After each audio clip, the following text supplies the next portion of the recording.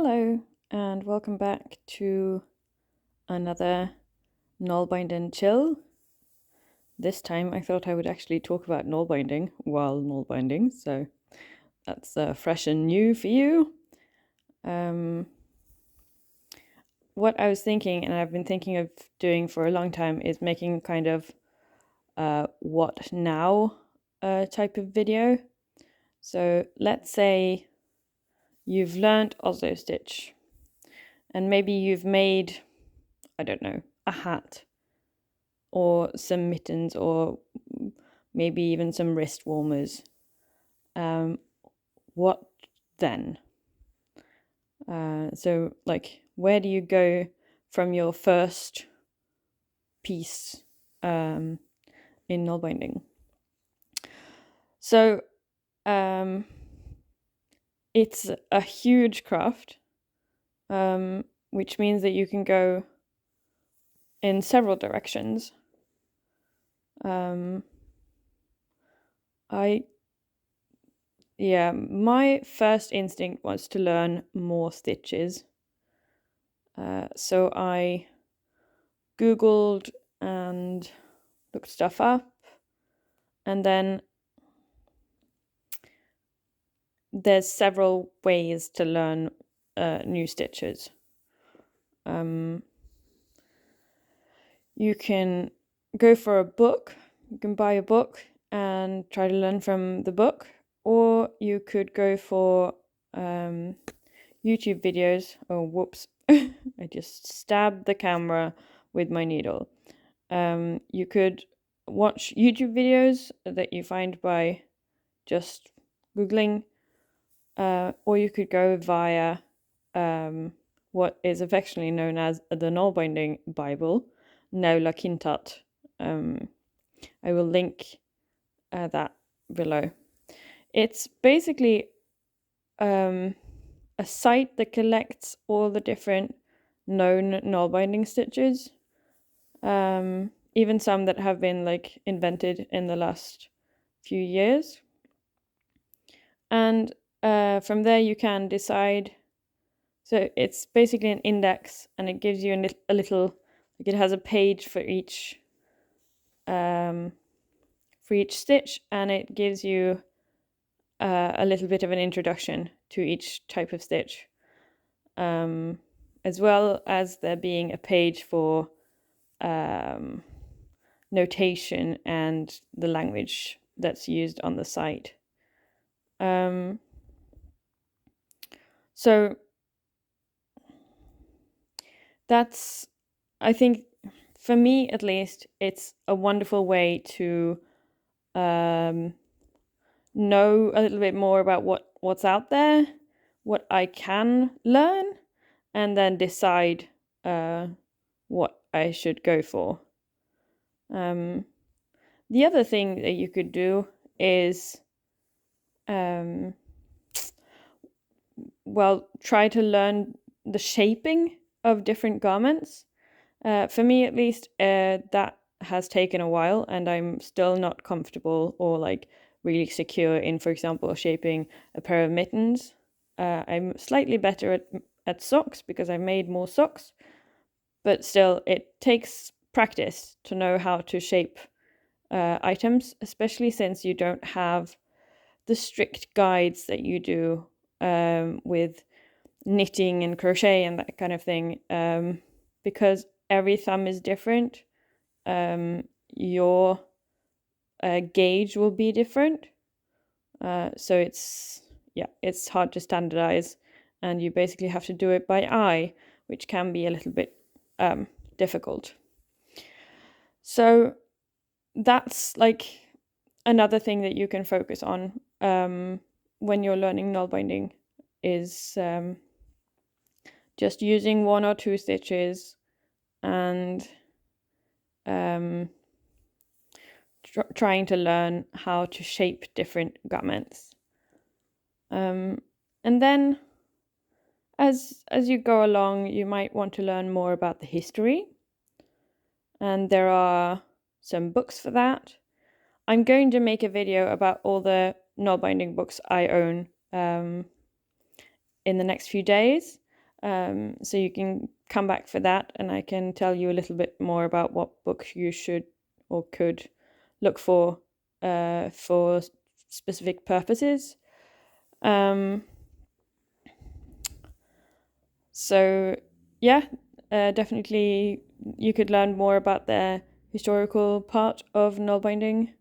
And then you could always go in the direction of patterns and that kind of thing. It's, for me at least, it seems more difficult and it's a little bit more advanced. But for some people, it might come really easily. And again, the only places I've seen this are on that Naula Kintat site or in the With a Needle book. There's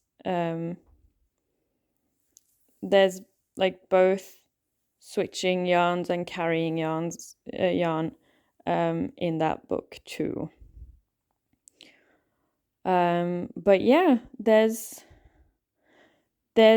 everything. Like nalbinding has so many different facets to it that you can really pick and choose how you want to continue down your path. Many people settle on a few favorite stitches after a while and mostly make garments with them and get to know their gauge and how thin or thick the yarn needs to be for a certain stitch and that kind of thing. But some people continue learning new stitches throughout like their life, of course. You can always learn more. Oh, there's another facet. If you want to learn to full nalbinding, that's also full of a little bit of experimenting. There are resources out there. Nalbinding shrinks more in one direction than the other, so the shaping of the garments is a little different. I still haven't plucked up the courage to full any of my items. So yeah, I haven't gotten that far. But yeah, as you can see, there's plenty of choice. And if I was going to make a recommendation, I would say learn maybe 1 or 2 more stitches than like so you have an arsenal of 2 to 3, and then maybe work those enough that you can actually read your work. And by read your work, I mean knowing what a stitch looks like in a stitch type you're using. So I know for Dalby stitch, these 2, let's see, can you see that? 2 of these, like one of these V's is 1 stitch and corresponds to 1 of the loops at the edge and 1 of the connections at the bottom. So, and I can read that now, but this was impossible for me to read at the beginning. I was just like, I did something at this end and then something happened here and now I don't know. And that was how I felt about Oslo stitch and everything at the beginning. And that's how I remember feeling about both knitting and crochet. Because we might forget, but at the beginning, we don't know how to read our work. We can't see where we increased or decreased because we don't know exactly what it should look like when you decrease or increase. That's one of the reasons why I always recommend working, if you're doing a pair of something, like let's say mittens or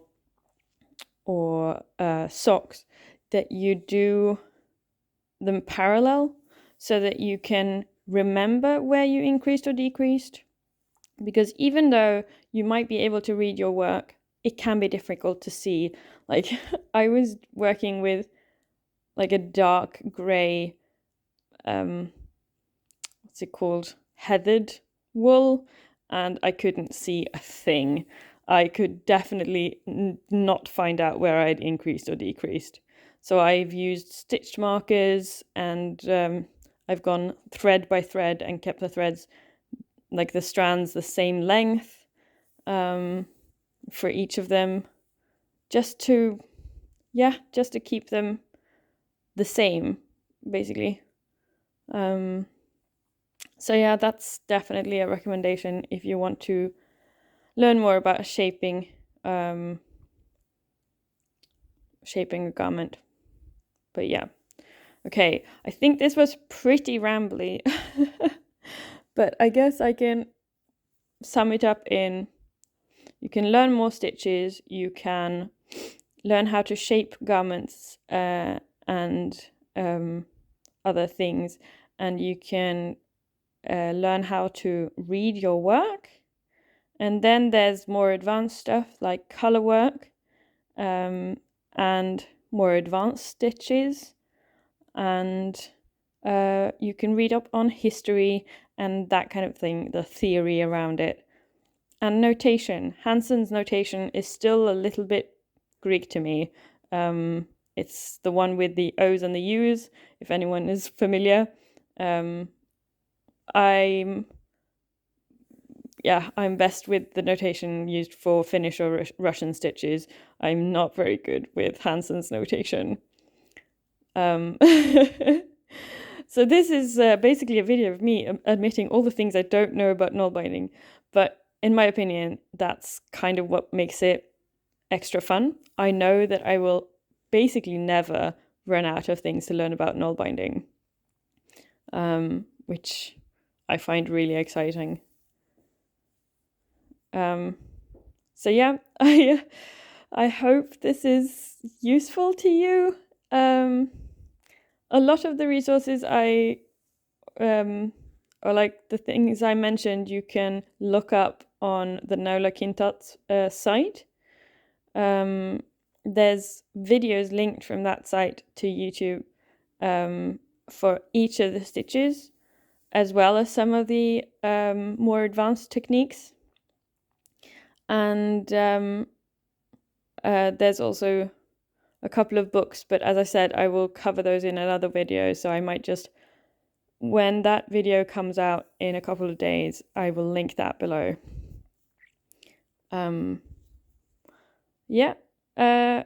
What I'm working on is a scarf from my dad. In the last Nalbind and Chill, you saw me start it, the blue bit, and now I've gotten to the red, and it's very long. It's gonna be a good warm scarf from my dad, and it's done in Dalby stitch and Mitu yarn from Rauma. That's MITU. I will write that down below as well. So yeah, that's it. I've rambled on long enough about nalbinding and kind of why I find it so exciting. And I will see you tomorrow. Bye.